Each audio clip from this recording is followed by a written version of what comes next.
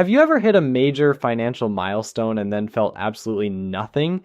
Like you thought reaching six figures was going to be this transformative moment where you'd finally feel wealthy, and instead, you're still checking your bank account with the same anxiety you had when you were making half that. Yeah, me too. My name is Nick, and I spend way too much time thinking about money, psychology, and why high earners feel more broke than ever. If you want to understand why earning what most people think is a fortune doesn't feel like a fortune anymore, make sure to hit that subscribe button and give this video a thumbs up if it helps you figure out where all your money is going. Here's the thing that nobody talks about enough. About half of Americans making over $100,000 a year are living paycheck to paycheck. Not struggling, not tight, but genuinely paycheck to paycheck. That's someone earning 100 grand and still stressed about unexpected expenses. Meanwhile, people scroll through social media and think, oh man, I wish I made that much money because clearly that person has it figured out, but they don't. They're just as stressed as everyone else, maybe more stressed because there's this weird disconnect between what they earn and what they have left at the end of the month. The first reason this happens might seem obvious, but it's way more dramatic than most people realize. Taxes, federal taxes, state taxes, local taxes, FICA, Medicare, is just this constant bleeding of your income that most people don't calculate until they sit down and do the math. $100,000 a year sounds great in theory, but after taxes, you're looking at somewhere around $60,000 to $65,000 depending on where you live. In expensive cities like New York, that number gets even uglier. In Manhattan, $100,000 feels like about $30,000 after taxes and local cost of living. $100,000 a year is $8,300 before taxes. In NYC, a typical single filer nets around $6,000 a month after federal, state, and city taxes. The thing nobody tells you is that the jump to six figures doesn't feel like getting 40% more money because so much of that extra income goes straight to taxes. You see six figures and you think, wow, that's incredible. But what hits your bank account is way less impressive. So you're working your entire career to hit six figures, and the government immediately takes like 40% of it before you even see it. That's your first problem. But let me paint you a realistic picture of what life looks like living on 100,000 in a major city, because the numbers get really depressing really fast. You get an apartment in a safe neighborhood, you need at least $2,000 to $3,500 a month for that. That's immediately consuming almost half your after-tax income if you're taking home $6,000 a month. You know, health insurance through your employer is probably another $400 to $800 monthly. If you went to college, especially if you got a graduate degree like a law degree or an MBA, your student loans are probably costing you somewhere between $800 and $2,000 a month. That's not an exaggeration. That's what people are paying. Then there's childcare if you have kids, and oh boy, that's another $1,500 to $3,000 a month depending on where you live. Just childcare alone. Your transportation costs, whether you have a car or you're using public transportation and rideshare, that's probably another $150 to $300. Groceries because you need to eat, $400 to $600 in an expensive city. Utilities and internet, $200 to $300. Phone service, $100 to $150. You go out to eat occasionally, not even crazy expensive, just normal restaurants. That's another $400 to $600 a month. Car insurance, if you have a car, that's $150 to $300. Renters or homeowners insurance, another $20 to $50. And if you're smart, you're trying to save something for emergencies. So maybe $300 to $500 a month going into savings. Let me add that all up real quick. We're looking at somewhere between $6,000 and $7,500 per month in expenses, but you only take home around $6,000 after taxes. That means you're potentially in deficit every single month. Despite making 100 grand a year, you're losing money. And that explains why about half of high earners are living paycheck to paycheck. The math literally doesn't work. It's not that they're bad with money or that they're making poor choices. It's that housing costs, transportation costs, healthcare costs, education costs, all the big structural expenses of modern life have spiraled so far out of control that $100,000 just doesn't go as far as it used to. Inflation is another massive piece of this puzzle. $100,000 today has way less purchasing power than it did even 10 years ago. You'd need to make about $132,000 today to have the same purchasing power that $100,000 had a decade ago. Go back 20 years and $100,000 had the purchasing power of roughly $175,000 today. So even though you're hitting this number that felt impossible when you were younger, it represents way less financial security than it should. And it keeps getting worse because inflation never stops. Salaries never quite keep pace with it. And suddenly the goalpost that you hit still feels like you're behind. Then there's something called lifestyle creep or lifestyle inflation. And this is honestly the silent killer for high earners. Here's how it works. You're making $80,000 and you're doing okay. You're managing. Then you get a raise to $100,000 and you think, great, now I can finally upgrade my lifestyle. So you get a nicer apartment, you lease a luxury car instead of driving your reliable used Honda. You start eating out more because you've earned it. You upgrade all your subscriptions, you start taking more expensive vacations. And each individual upgrade seems reasonable. Like, all right, none of these decisions feel irresponsible in the moment because you're making six figures now. You deserve nice things, right? But here's the problem. Those upgrades don't go away. Once you lock yourself into a higher standard of living, it's incredibly hard to go backwards. That $3,000 a month apartment becomes your baseline. The luxury car payments become your baseline. The expensive restaurants become your baseline. And suddenly your entire mental budgeting is built around that lifestyle, which means when you get another raise, instead of having more money to save or invest, you just upgrade everything again.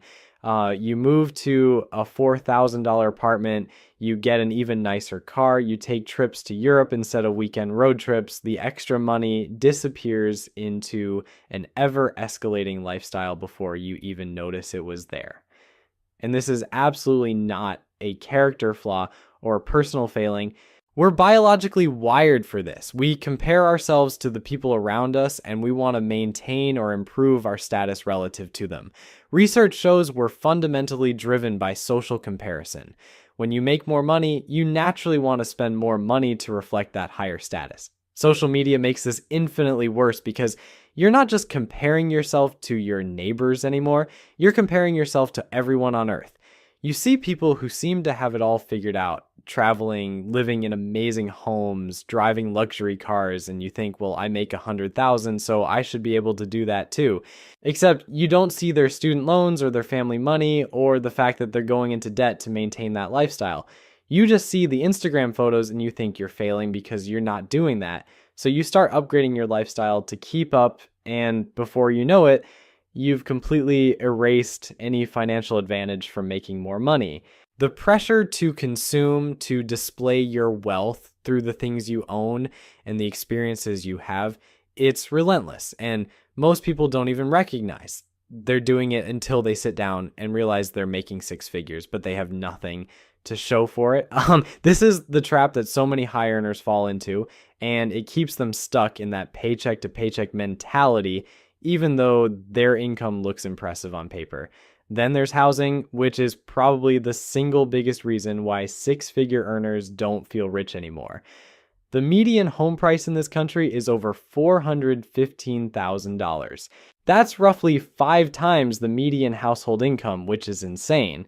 Historically, homes were supposed to cost around 3 times your annual income, but we've completely blown past that. In expensive cities, it's even more ridiculous. Like San Francisco median home price is over $1,200,000. Los Angeles is $682,000. New York is over $500,000.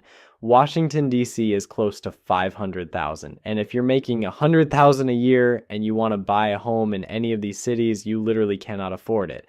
The math just doesn't work.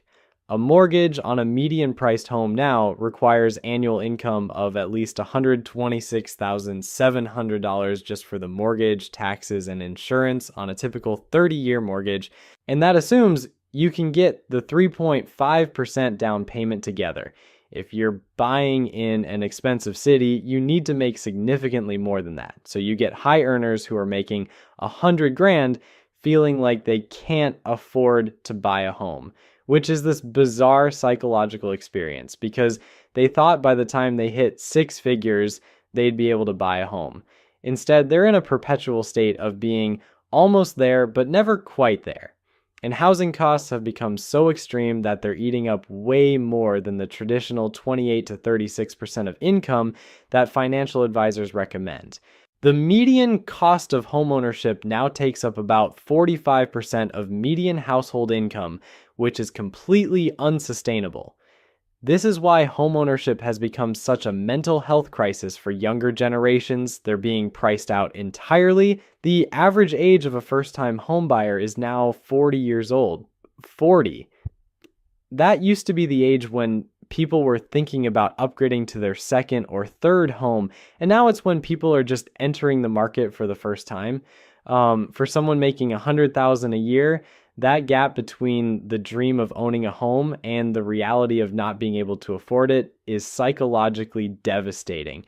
You did everything right. You got the education, you got the high-paying job, and you still can't do the thing that previous generations could do relatively easily. That's genuinely depressing, and it feeds into the feeling that despite making six figures, you're not actually winning. Student loan debt is another massive factor here, especially for the professionals who make six figures. Doctors, lawyers, dentists, financial advisors, engineers with advanced degrees, these people earned a lot of money, but they also often have enormous student loan debt to get there. The average student loan debt in the country is around $40,000, but for six-figure earners, the average is often closer to $80,000 because they went to graduate school. And that's just the average. Some people have way more. Dentists graduated with an average of around $313,000 in debt.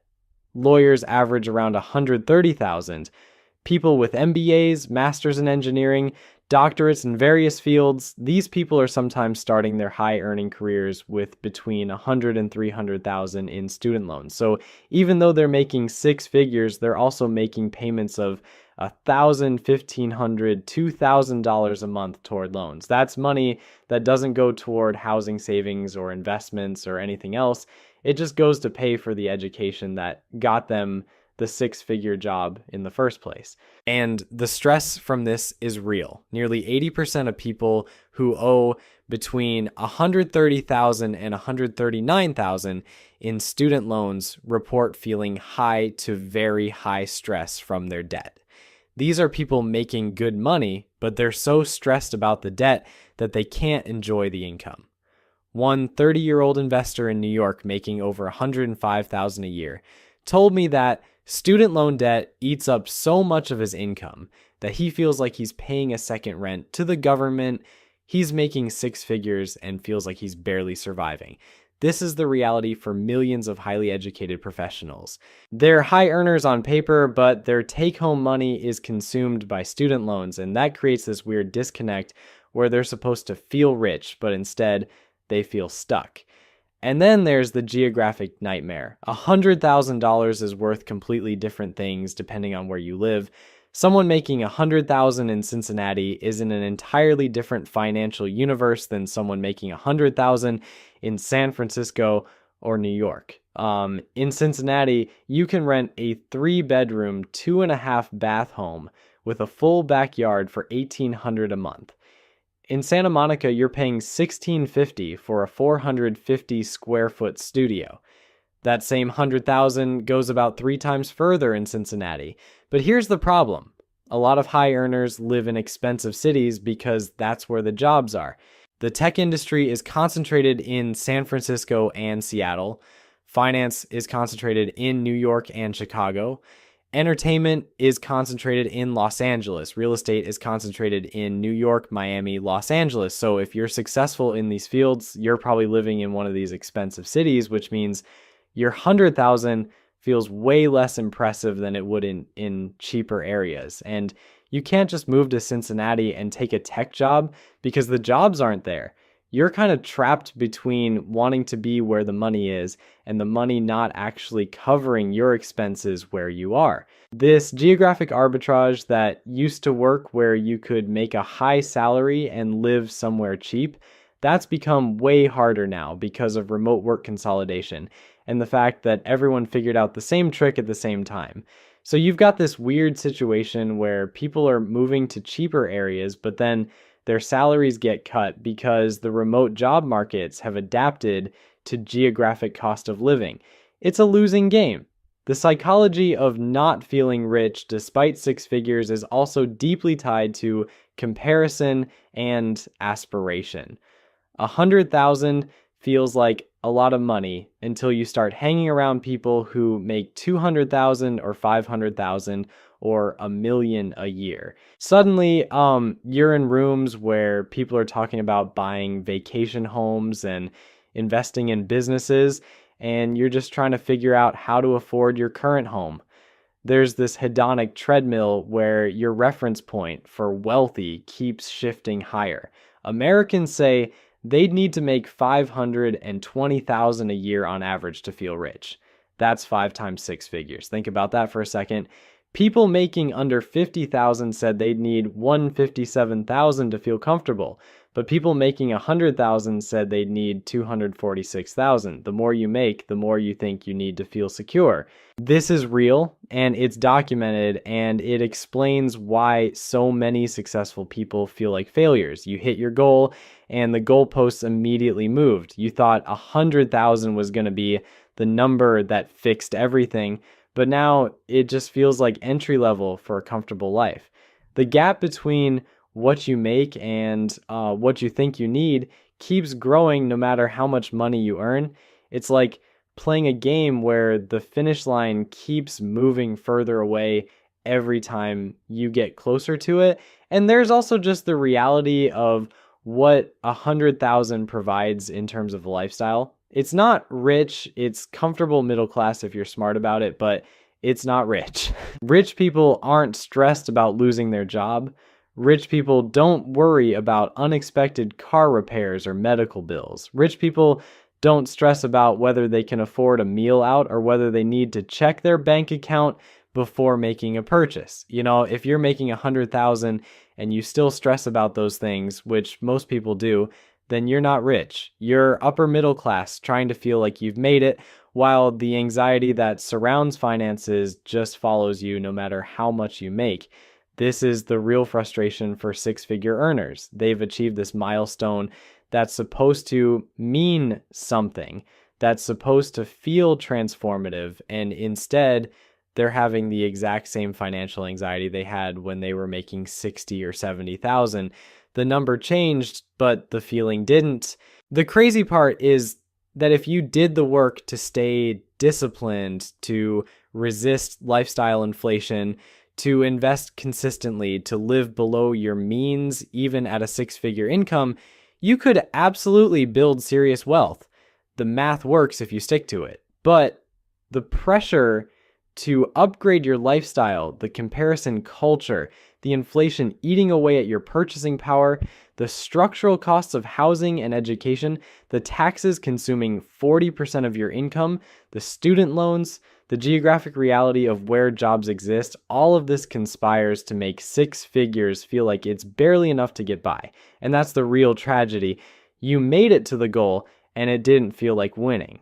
Instead, it feels like you're running faster but getting nowhere.